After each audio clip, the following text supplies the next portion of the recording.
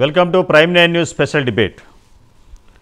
తెలుగు రాష్ట్రాలలో కార్పొరేట్ విద్యా వ్యవస్థపై ప్రక్షాళన చేయాలని ప్రైమ్ 9 వేదికగా కొన్ని నెలలుగా మనం ఈ డిస్కస్ చేస్తూ ఉంటున్నాం. కారణం చట్టాలు ఉన్నాయి, సెక్షన్స్ ఉన్నాయి, కానీ అమలు చేయరు. ఎక్కడ చూసినా అవినీతి దందా, ఎక్కడ చూసినా అధికారుల నిర్లక్ష్యం, ఎక్కడ చూసినా ప్రభుత్వాల నిర్లక్ష్యం. ఏదేమైనా బడుగు బలహీన వర్గాలకు అందని ద్రాక్షగా విద్యా వ్యవస్థ తయారైందంటే మనం ఆశ్చర్యపడవలసిన అవసరం లేదు. భారతదేశ వ్యాప్తంగా కార్పొరేట్ విద్యా మాఫియా రాజ్యమేలుతున్న ఈ తరుణంలో నిజం నిర్భయంగా చెప్పాలని ప్రైమ్ 9 గత కొన్ని నెలలుగా మనం ఈ ఎడ్యుకేషన్ మీద ఒక స్పెషల్ డిబేట్ ప్రతి ఆదివారం ఉదయం 8 AM to 8:30 AM మనం ఒక డిస్కస్ చేస్తూ వస్తున్నాం.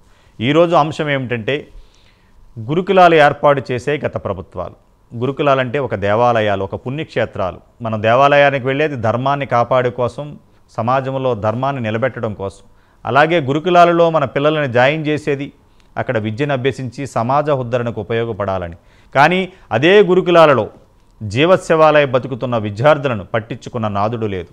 అధికారులు చేతులెత్తేశారు. మంత్రులు, ముఖ్యమంత్రులు కూడా శాఖలకి హెడెడ్ బై ఉన్నవాళ్ళు కూడా పట్టించుకోని స్థితిలో ఈ గురుకులాలలో జరుగుతున్న ఘోరాలు, ఆత్మహత్యలు, వాళ్ళని మానసికంగా ఇబ్బంది పెట్టడాలు, ఆత్మహత్య చేసుకుంటే దాన్ని వేరే విధంగా చిత్రీకరించడాలు, ఇంకేదన్నా జరిగితే అక్కడ తల్లిదండ్రులకి ఒక సమాచారం ఇవ్వకపోవటం, ఏదేమైనా టోటల్ గురుకులాలలో ప్రభుత్వం పట్టుకోల్పోయిందని చెప్పాలి. అధికారులు చేతులు ఎత్తేసారని చెప్పాలి. అక్కడ ఒక సీసీ కెమెరా పర్యవేక్షణ ఉండదు, లేకపోతే అక్కడ ఏదైనా జరిగితే ఒక అధికారిని సస్పెండ్ చేయటం ఉండదు. టోటల్ ఈ తెలుగు రాష్ట్రాల్లోనే కాదు, తెలంగాణలో రీసెంట్గా కూడా ఈ తెలంగాణ రాష్ట్రంలో నిన్న కాక మొన్న కూడా జరిగిన సంఘటనలు మనకు తెరపైకి వచ్చాయి. దాని గురించి మనం డిస్కస్ చేద్దాం. ఈ డిస్కషన్లో జాయిన్ అవుతున్న గెస్టులను పరిచయం చేస్తాను. డాక్టర్ జె పూర్ణచంద్రరావు గారు, రిటైర్డ్ IPS ఆఫీసర్. నమస్కారం పూర్ణచంద్రరావు గారు. నమస్కారం. అలాగే దోండ్ర కుమారస్వామి గారు, ప్రముఖ అడ్వకేట్, జాతీయ BC దళ అధ్యక్షులు. నమస్కారం కుమారస్వామి గారు. నమస్తే. కుమారస్వామి గారు, చెప్పండి, తెలంగాణ రాష్ట్రంలో కానీ అటు ఏపీలో కానీ రెండు రాష్ట్రాలలో గురుకులాలు ప్రవేశపెట్టి ప్రభుత్వాలు ఒక విద్యనే దేవాలయంగా మార్చాలన్న ఒక మంచి వాతావరణంలో ఎడ్యుకేషన్ బాగు చేయాలని. పూర్వం గురుకులాలంటే ఒక దేవాలయాలుగా ఉండేవి. ఒక పుణ్యక్షేత్రం ఎలా ఉంటుందో గురుకులాలు అలా ఉండేవి. మన గుడికి వెళ్ళేది దైవికమైన విషయాలు తెలుసుకుని ఒక భగవత్ శక్తిని పొందడానికి. కానీ ఇక్కడ విద్యను ఆర్జించడానికి వెళ్ళిన గురుకులాల్లో తిరిగి రాడువాడు. నిజంగా అక్కడ ఆత్మహత్య చేసుకుని అడిగే నాదుడు ఉండడు. ఫుడ్ పాయిజన్ అయితే అడిగే నాదుడు ఉండడు. లేకపోతే ఇంకేదైనా సంఘటన జరిగి ఏదైనా అమ్మాయిల మీద అబ్బాయిల మీద అఘాయిత్యాలు జరిగినా కూడా అది మసిపూసి మారేడికాయ చేసి దాన్ని వేరే విధంగా కుట్రకోణం చేయటం. ఎందుకంటే అక్కడ చదివేది అందరూ కూడా SC ST BC మైనారిటీలే. ఈ బడుగు బలహీన వర్గాలు జరుగుతున్నప్పుడు ఎవరైతే ప్రభుత్వ అధికారులు IAS అవ్వచ్చు, IPS అవ్వచ్చు, వెళ్ళి అక్కడ నిద్రలు చేసి, అంతకుముందు పూర్ణచంద్రరావు కూడా ఒకప్పుడు చెప్పారు, ఒక IAS కానీ ఒక IPS కానీ ఆ జిల్లా కలెక్టర్ కానీ లేకపోతే అక్కడ ఉన్న రెవెన్యూ డివిజన్ కానీ ఎవరో అధికారులు వాళ్ళ పరిధులు పనిచేయకపోతే ఈ గురుకులాలు రోజు రోజుకి కనుమరుగైపోయే పరిస్థితి ఉంది. దాన్ని ప్రభుత్వం కూడా వదిలేస్తుంది. ఎందుకంటే కార్పొరేట్ విద్యని పోషించుతుంది ప్రభుత్వాలని ప్రజలే చెప్తున్నారు, మనం కాదు. ప్రైమ్ 9 డిబేట్లో అనేక మంది మేధావులు తెలియజేశారు. మీరే అనేక చోట్ల ఫుడ్ పాయిజన్ కేసుల్లో ఏం జరిగినా దొండ్ర కుమారస్వామి ఒక జాతీయ BC దళ అధ్యక్షుడిగా మీరు వెళ్ళి హ్యూమన్ రైట్స్కి వేయటం, తర్వాత గవర్నమెంట్ స్పందించడం, కమిటీ వేయటం, మళ్ళీ తెల్లారి ఇంకో ఇన్సిడెంట్ జరగడం. ఏంటి అసలు దీనికి? ఇంకా ఈ ప్రక్షాళనకి అధికారులు చేతులు ఎత్తేస్తే ఇంకా మీలాంటి వాళ్ళు ఇంకా మరి ఏం చేయాలి? దీనికి ఏమంటారు? నమస్కారం సత్యనారాయణ గారు. నమస్కారం. ముఖ్యంగా ఈ బడుగు బలహీన వర్గాల అంశాలే కావచ్చు, మానవ హక్కులే కావచ్చు, బడుగు బలహీన వర్గాల విద్య గురించి మీరు ప్రైమ్ 9 చేస్తున్న పోరాటానికి నా ప్రత్యేక నమస్కారాలు. అలాగే పూర్ణచంద్రరావు సార్ గారు కూడా బడుగు బలహీన వర్గాల హక్కుల కోసం, రిజర్వేషన్ కోసం, అభ్యున్నతి కోసం దశాబ్దాలుగా ఉన్నతమైన ఒక పోలీస్ ఉన్నతమైన ఆఫీసర్ గా రిటైర్ అయినప్పటికీ ఆయన జీవితం మొత్తం బడుగు బలహీన వర్గాలకు అంకితం చేసినందుకు, ఆయన ఈ ప్యానెల్లో ఉన్నందుకు ఆయనకు ప్రత్యేక నమస్కారాలు తెలియజేస్తా ఉన్నాను. నమస్కారం. అయితే ముఖ్యంగా రెండు అంశాలు ఈ రోజు మాట్లాడాల్సిన సందర్భము. అయితే నమస్తే సార్. అయితే సత్యనారాయణ గారు, పెద్దలు ఏమన్నారంటే అన్నం పరబ్రహ్మ స్వరూపం అని మన పెద్దలు పూర్వీకుల నుంచి చెప్తా ఉన్నారు. అయితే ఆ రోజుల్లో ఉండే అన్నము ఈ రోజు గురుకుల హాస్టల్లో మొన్నటి వరకు విషంగా మారిన పరిస్థితి కళ్ళకు కట్టినట్లుగా మనం చూసాము. ఒకటోది. రెండోది, అసలు గురుకులాల్లో జ్ఞానం నేర్చుకోవాల్సిన గురుకులాల్లో ఇప్పుడు విద్యార్థులు ఆసుపత్రి బెడ్ల మీదకు పోవడం అనేది, ఇది అదే బెడ్ల మీద జీవం కోసం పోరాడుతున్న ఘటనలు మనం చూస్తాం. ఇది ఖచ్చితంగా అది ముఖ్యంగా సత్యనారాయణ గారు, గురుకులాలు అనగానే ముఖ్యంగా గుర్తొచ్చేది పేద BCలు, పేద SCలు, పేద ST పిల్లలకు, బడుగు బలహీన వర్గాలకు మీరు అన్నట్లుగా జ్ఞాన మందిరాలుగా కావాలి, కానీ ఇప్పుడు అవే గురుకులాలు భయభ్రాంతులకు గురి చేసే ఒక స్థలాలుగా కేర్ ఆఫ్ అడ్రస్ గా మారడం చాలా బాధ. విద్య జీవితంలో వెలుగునివ్వాలి కానీ అజ్ఞానం ఆడ దాపించాలే. ఒకటి జ్ఞానాన్ని అందించే విద్య కావచ్చు, రెండవది పిల్లల భద్రత, రెండవది మానవీయ కోణంలో మానవత్వం. ఈ మూడు ముఖ్యంగా సంఘటనలు చూసుకున్నట్లయితే ఈ రోజు విషయంలో నిర్మల్ జిల్లా మన మస్కాపూర్ లైంగిక దాడి అనేది చాలా బాధాకరం. తల్లిదండ్రులు కూడా షాక్ గురై తీసుకొని పోయినట్టున్నారు. అయితే ఈ విషయంలో మరి ప్రిన్సిపల్ ఏం చేశాడు అంటే దీన్ని ఆరా తీసిండు, ఏం జరిగింది అని చూసిండు. ఎవరైతే ఉన్నారో ఆ ఇద్దరు పిల్లల్ని తీసి ఇచ్చి పంపించారు. ఇది ఖచ్చితంగా పిల్లల భద్రతపై ఒక నిర్లక్ష్య వైఖరికి నిలువెత్తు నిదర్శనం. మొదటి ఘటన. రెండవ ఘటన ఏంటంటే ఒకే రోజున 3 ఘటనలు జరిగినాయి సత్యనారాయణ గారు. మెదక్ జిల్లాలో చెప్పండి. అది మీది కొంచెం టెక్నికల్ ఇష్యూ ఉన్నట్టుంది. కుమారస్వామి గారు మీతో మళ్ళీ మాట్లాడతాను. సత్యనారాయణ గారు సార్, ఇప్పుడు మీరు ఒక మంచి అంశాన్ని ప్రతి ఆదివారం ఇట్లా చర్చకు తేవటం అనేది ముందు ఐఎమ్ హ్యాపీ అండి సత్యనారాయణ గారు. Prime nine, thank you. ఇది నిజమైన సేవ నాకు. Right sir.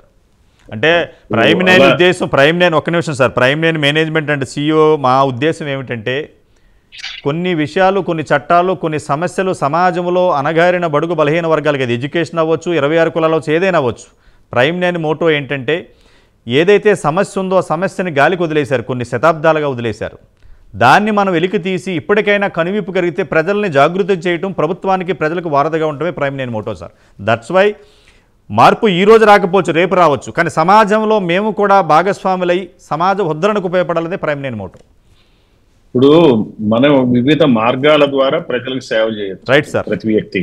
Yes sir. మీరు ప్రైమ్ నైన్ ద్వారా ఎస్ మీ యాజమాన్యం ఈ అంశాన్ని తీసుకుంది. Yes sir. మదర్ తెరిసా ఎక్కడో పుట్టి కరెక్ట్ మరి కుష్టు ఇతర అనారోగ్యం బారిన పడిన వాళ్ళ నుంచి సార్ కలకటాలో ఆమె ఒక ఆశ్రయ కేంద్రం పెట్టి సార్ ఎన్నో వందల వేల మందిని ఆవిడ సేవ చేసింది సార్. అలానే ఈ ప్రభుత్వాలు కూడా ఏంటంటే ప్రభుత్వాలు ప్రజలకు సేవ చేయడానికి వచ్చినాయి.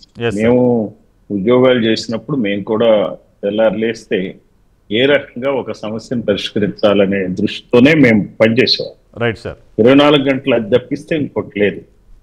ఆ రోజునున్న ప్రభుత్వాలు కూడా కొంచెం గొప్ప నాగరికతతో ఉన్న ప్రభుత్వాలు, ప్రజల కన్సర్న్ మీద ఉన్న ప్రభుత్వాలు గెలవటమే ధ్యేయంగా ఉన్నప్పటికీ కూడా సర్వీస్ కూడా అవకాశం ఇచ్చినాయి. అందువలన ఆ రోజు శంకరన్ గారు లాంటి IAS అధికారులు ఆ రోజున ఉన్నారు. KS వ్యాస్ లాంటి IPS అధికారులు ప్రాణాలకు లెక్క చేయకుండా మరి పనిచేశారు. ఇట్లా ఎంతో మంది అధికారులు చాలా ఆదర్శవంతంగా పనిచేశారు. ఇప్పుడున్న పరిస్థితి ఏంటండి, ఇప్పుడు ఎంత టెక్నాలజీ వచ్చింది, ఎంత కమ్యూనికేషన్ వచ్చింది, ఎన్ని ఫెసిలిటీస్ వచ్చినాయి, తర్వాత కాంట్రాక్టింగ్ సిస్టమ్ వచ్చింది, అంతా కూడా కాంట్రాక్టర్ల మయం. రాజ్యం ఏమైందంటే దిస్ ఈస్ పొలిటీషియన్స్ కాంట్రాక్టర్లను పెట్టుకుని ప్రతి దానిలో డబ్బులు దండుకుంటూ మరి పనిచేసేటువంటి కాలం. సో ఆ కాంట్రాక్టులు కూడా వాళ్ళకే ఇచ్చుకుంటారు. వాళ్ళకి దగ్గరున్న వాళ్ళ కులాల వాళ్ళకి, వాళ్ళకి దగ్గరున్న వాళ్ళకి ఇచ్చుకుంటారు. మొత్తం మీద అడ్మినిస్ట్రేషన్ అంతా గాలికి వదిలేసి తెల్లారులేస్తే మళ్ళీ నేను ఎట్లా గెలవాలా అనే దృష్టితో పనిచేయటం తప్పిస్తే, తర్వాత రాజకీయ ప్రత్యర్థుల్ని ఎలా ఇబ్బందులు పెట్టాలా, మనం ఎలా వాళ్ళకన్నా పైచేయి సాధించాలనేటువంటి ఉద్దేశంతో రాజకీయ నాయకులు ఉండటమే కాకుండా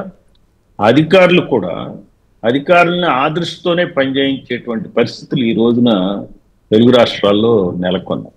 అందుకని చెప్పి మీరు గతంలో లాస్ట్ వీక్ అనుకుంటా మీకు ఆంధ్రప్రదేశ్లో హాస్టల్స్లో మరి ఎటువంటి సంఘటనలే జరిగినాయి. ఫుడ్ పాయిజన్ జరిగింది, విషాహారం తిని పిల్లలు అనారోగ్యానికి గురయ్యారు గుంటూరు జిల్లాలో. మరి ఇప్పుడు కూడా ఏంటంటే మరి ఆ ఒక అమ్మాయి సూసైడ్ చేసుకుంది.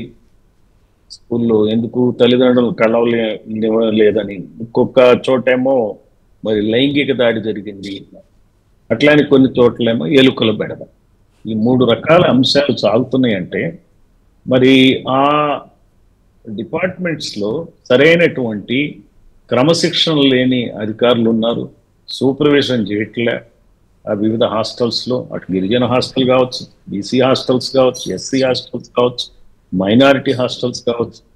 సో వీళ్ళు ఏమనుకుంటారంటే ఎమ్మెల్యేస్ ఆలోచన ఎట్లుంటుందంటే మేము చేసి పెడుతున్నాం, మీరు ఇక్కడ బతికి సావండ్రా ఈ హాస్టల్స్ లో, మేం కదా చేస్తున్నాం మీకు అనే ధోరణితో వీళ్ళంతా పెద్ద యజమానుల్లాగా ఈ పిల్లలకి ఈ కులాలకు సంబంధించిన వాళ్ళు బానిసల్లాగా చూస్తారు. చూడటంతో ఏమైంది, నీకు ఇంట్లో అయితే ఈ మాత్రం అన్నం దొరుకుతుందా, మీ ఇంట్లో ఎలుకలు లేవా, ఊళ్ళలో జరగట్లేదా లైంగిక దాడులు, మా దగ్గర జరిగితేనే తప్ప. ఈ రకమైనటువంటి ధోరణిని ఎక్కడ కూడా సమస్యను పరిష్కరిద్దాం, ఒక మంచిగా పనిచేద్దాం అనే ఆలోచన ఎమ్మెల్యేలకు కానీ ఆ మంత్రులకు కానీ చీఫ్ మినిస్టర్ కానీ లేకపోవటం, ఉన్నప్పటి ఒకవేళ ఉన్నా కూడా కింద అధికార యంత్రాంగాన్ని ఆ రకంగా ట్యూన్ చేయకుండా ఆ అధికారుల చేత ఇప్పుడు వాళ్ళకి ఏం పనులు కావాలో వాళ్ళ పనులు చేయించుకుంటాం. ఒక సెక్రటరీ ఉన్నాడు అనుకోండి, మా ఏరియాలో ఒక హాస్టల్ కావాలండి శాంక్షన్ చేయండి, అంతవరకే అతని సేవలు వినియోగించుకుంటాం. అంతేగాని మా హాస్టల్ ఇలాంటి ఇన్సిడెంట్ జరుగుతున్నాయి కదా, అది సెక్రటరీ మీరు ఏం చేస్తున్నారు, మీరు వెళ్ళి కూర్చొని చెక్ చేయండి అని చెప్పరు. ఎట్లా ఇతను ఆ కాంట్రాక్టర్ బిల్లులు పెండింగ్ ఉన్నాయి, అవి తొందరగా పంపించి ఇవ్వండి, ఆ కాంట్రాక్టర్లు వచ్చి అడుగుతున్నారు.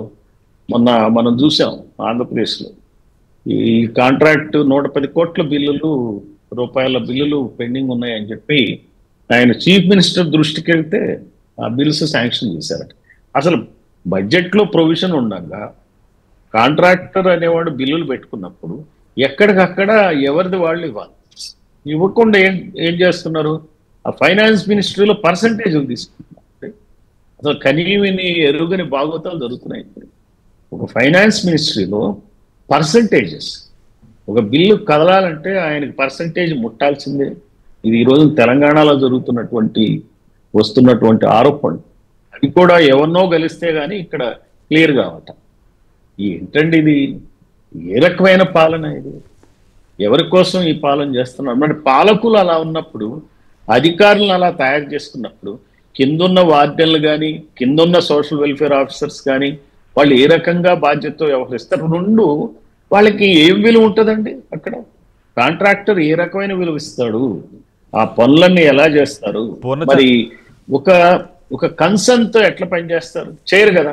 ఇప్పుడు ఎవరైనా పిల్లాడు వస్తే తల్లిదండ్రులు వచ్చారు అనుకుంటా, మీ అమ్మ నాన్నని కలుద్దాం అనుకున్నావా, ఓకే నేను చేస్తాం అనేటువంటి కమ్యూనికేషన్ చేయాలంటే ఒక మదర్ తెరిసా పద్ధతిలో మీరు సేవాభావంతో మీరు పనిచేయాలంటే అక్కడున్న వార్డెన్కి కానీ ఆ సిబ్బందికి కానీ కుక్కులకు కానీ అక్కడ ఉన్నటువంటి క్లాస్ 4 ఎంప్లాయీస్ కానీ ఆ ఫీలింగ్ రావాలి కదా, సేవాభావం రావాలి కదా.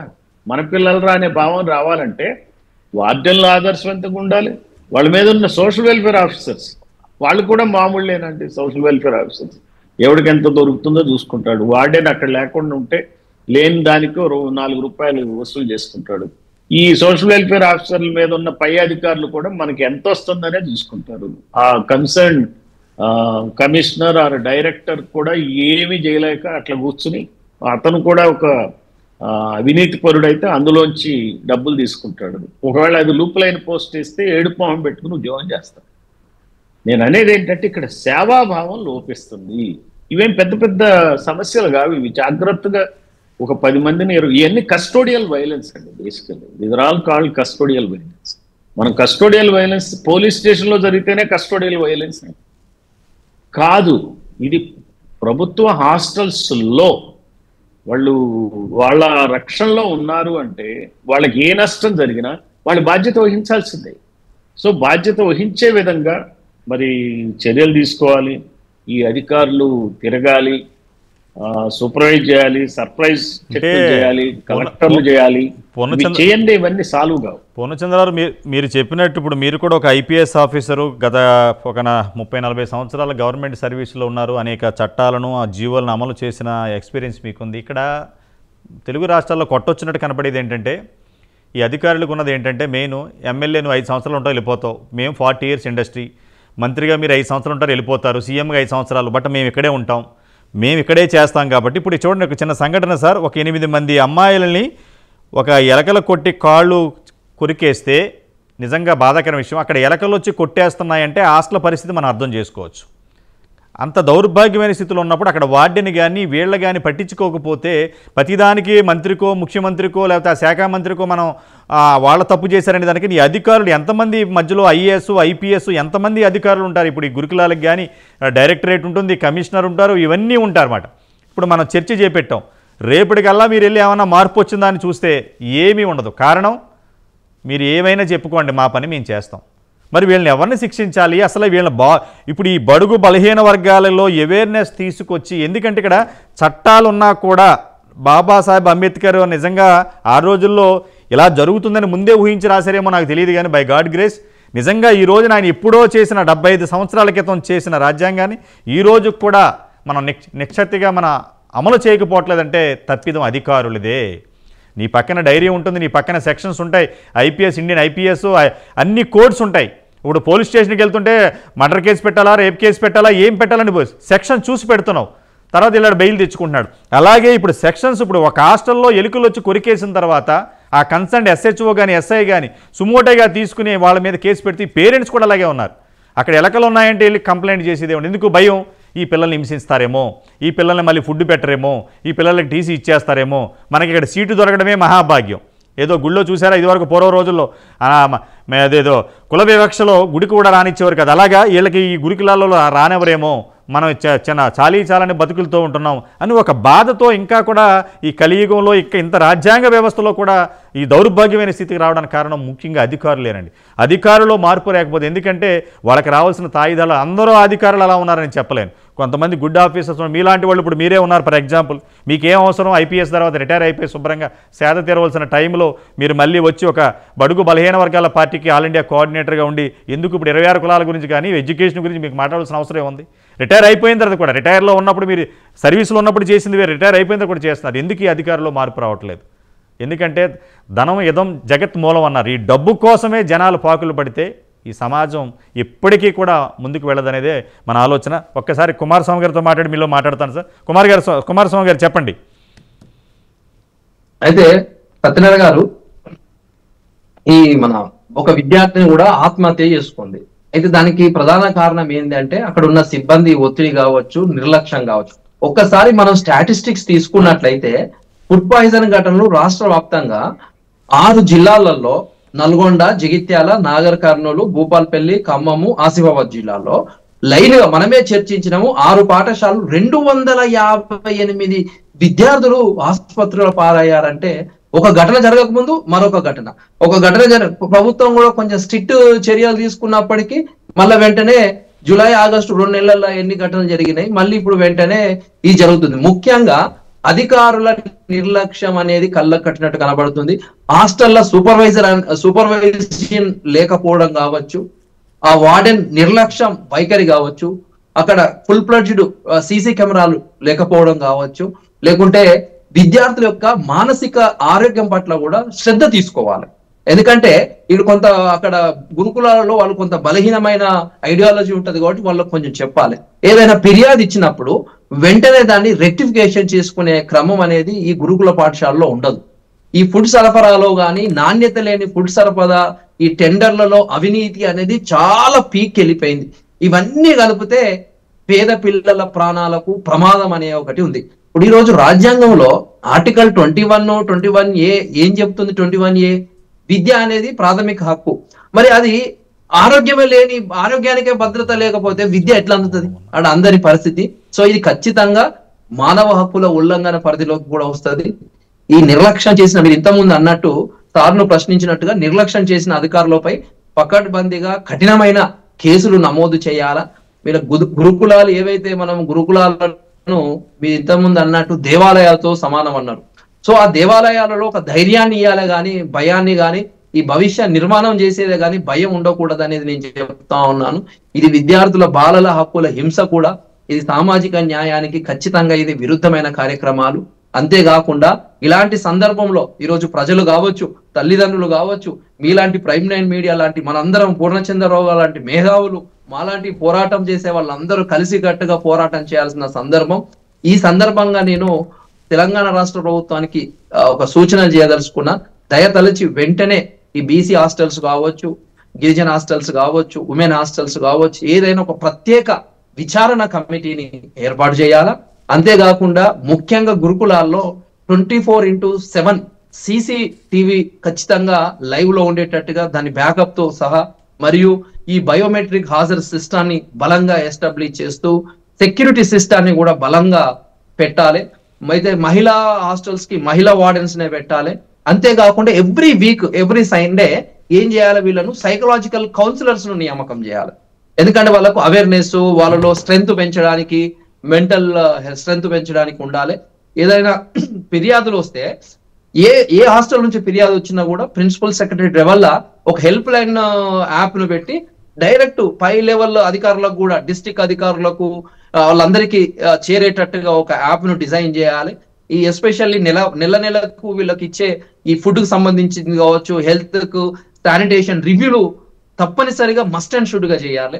అయితే నిర్లక్ష్యం లేదా లైంగిక దాడులు, అది ఎవరైనా సరే, అది ఏ చేసినా వెంటనే ఫోక్సో చట్టం కింద చర్యలు తీసుకోవాలి. ఒకసారి చర్యలు తీసుకుంటే నెక్స్ట్ టైం ఇంకోసారి ఇలాంటి ఘటనలు జరగకుండా కొంత అవసరం ఉంటాయి. సో తల్లిదండ్రులతోని కూడా ఈ పిల్లలతోని ఇంటరాక్షన్ చేయాలి. వీళ్ళు వార్డెన్స్ ఏం చేస్తారు, తల్లిదండ్రులను లోపలికి రానియరు. అది చాలా తప్పు.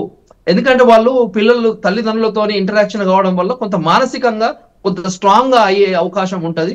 పిల్లల భద్రత కాపాడడం అంటే దేశ భవిష్యత్తును కాపాడడం అనేది దృష్టిలో పెట్టుకోవాలి. వాళ్ళ యొక్క ప్రాణాలు రక్షించడం అంటేనే నిజమైన సామాజిక న్యాయం అని తెలియజేస్తా ఉన్నాను. మన చైతన్యము. కుమారస్వామి గారు, ఒక్క నిమిషం. మన పూర్ణచంద్రరావు ఒక 4 విషయాలు సార్. నిర్మల్ మస్కాపూర్ బీసీ హాస్టల్లో 6వ తరగతి విద్యార్థిపై 9వ తరగతి విద్యార్థి లైంగిక దాడి. రెండో సంఘటన వంగర గురుకులంలో విద్యార్థిని ఆత్మహత్య, తల్లిదండ్రులను కలవనీయలేన సిబ్బంది. ఆందోళనలో 10వ తరగతి విద్యార్థి ఆత్మహత్య చేసుకున్నారు. మూడవది మెదక్ నారాయణపూర్ గిరిజన పాఠశాలల్లో ఎలుకల బెడతతో 8 మంది విద్యార్థులు కాళ్ళు కొరికిన ఎలుకలు. పాఠశాల కాదు అది. రెండవది మానసిక ఒత్తిడితో అక్కడున్న విద్యార్థులందరూ కూడా ఇబ్బంది పడుతుంటే, భయభ్రాంతులకు గురవుతుంటే వాళ్ళకి ఎవరూ కూడా హెల్ప్ చేయట్లేదు. నాలుగవది ప్రతి గురుకులాలలో పాములు, కోతులు, ఎలుకలు ఇవన్నీ కూడా వస్తుంటే, ఇప్పుడు ఏవైతే 4 విషయాలు మీ ముందుంచానో పూర్ణచంద్రరావుకి, అలాగే మీకు, మీ ద్వారా, మా ద్వారా ప్రభుత్వానికి, అధికారులకి, మంత్రులకి, ముఖ్యమంత్రి వరకు కూడా ఇక్కడ జరుగుతున్నప్పుడు, ఈ సమస్య జరిగినప్పుడు ఏ అధికారు లేకపోతే వార్డునో అటెండర్లో ఎవరొకరు ఉంటారు. అక్కడ ఉన్నప్పుడు అక్కడున్న వ్యవస్థ వాళ్ళ మీద చర్యలు తీసుకోకపోతే, పూర్ణచంద్రరావు మీడియా చూపిస్తున్నప్పుడు దీన్ని సుమోటోగా స్వీకరించవలసిన సంస్థలు కూడా పక్కదారికి వెళ్ళిపోతే వీళ్ళని రక్షించేది, వీళ్ళని శిక్షించేది ఎవరు సార్? ఇప్పుడు మీరు అన్నదంతా వాస్తవం అండి. దీనికి ఏంటంటే బేసికల్గా నెక్స్ట్ టైం మీరు ఇటువంటి ఆరోపణలు వచ్చినప్పుడు నేనేమి ఒక సజెషన్ ఏంటంటే, మీకు విస్తృతమైనటువంటి వ్యవస్థ ఉంటుంది కాబట్టి చెప్పండి సార్.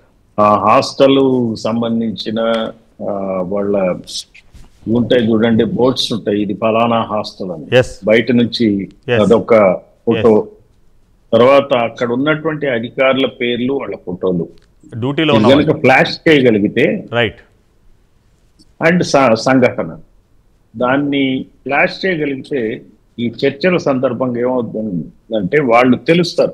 వాళ్ళ మీద మనం ఆరోపణలు చెప్తున్నట్టు కాదు కానీ, వాళ్ళు చేశారని చెప్తున్నట్టు కాదు కానీ, వాళ్ళ నడుపుతున్నటువంటి ఆ వార్డెన్ నడుపుతున్నటువంటి చోట ఇలా జరిగిందని, తర్వాత ఆ గురుకులం బీసీ ఎస్సీ ఎస్టీ మైనారిటీ గురుకులాలకు సంబంధించిన ఎవరైతే కమిషనరో డైరెక్టర్ ఉంటాడో ఆయన ఫోటోలు కానీ, కన్సర్న్ సెక్రటరీ ఫోటోలు కానీ, పేరు కానీ, ఫోన్ నంబర్లు కానీ మీకు దొరికింది మనం ఫ్లాష్ చేయటం కనుక మొదలు పెడితే చాలా మార్పు వస్తుంది. ఇవన్నీ కూడా ఏంటంటే జరిగిన దాని మీద ఏం యాక్షన్ తీసుకోవాలనేది ఒక ఎత్తు అయితే, జరగకుండా చూడాల్సినటువంటి అవసరం చాలా ఉంది. దానికి మీ కార్యక్రమం బాగా ఉపయోగపడుతుంది అనుకుంటాను. మీరు చెప్పినందువల్ల వాళ్ళు చర్యలు తీసుకుంటారని నేనేమి అనుకోను, కానీ కనీసం ఇంప్రూవ్మెంట్ అవుతుంది. ఆ రకంగా మనం చేయాల్సిన అవసరం ఉంది. మేము కూడా మా పార్టీ తరఫున ఈ విషయాల మీద మరి ఎక్కడెక్కడ ఏం జరుగుతుంది ఏంటి అని తెలుసుకుని ఒక అవగాహనకి వాళ్ళని ఎక్స్పోజ్ చేయడానికి కూడా మేము ప్రయత్నిస్తాం. మన సో ఈ రకంగా వెళ్ళండి. లాంగ్ టర్మ్ స్ట్రాటజీ అండి, long term strategy. Right sir. మనం ఏదో అప్లికేషన్ ఇస్తే చేస్తారనే దాన్ని నేను పెద్దగా నమ్మను. Right sir. మనం యాక్షన్ ఓరియంటెడ్ గా వెళ్ళాలని చెప్పి కోరుతున్నా. మరి మంచి టాపిక్ ఎంచుకున్నాను, మీకు థ్యాంక్స్. అట్లాగే కుమారస్వామి గారికి కూడా, ప్యానలిస్ట్ కో ప్యానలిస్ట్ వారికి కూడా ధన్యవాదాలు తెలియజేస్తూ సెలవు తీసుకుంటాను.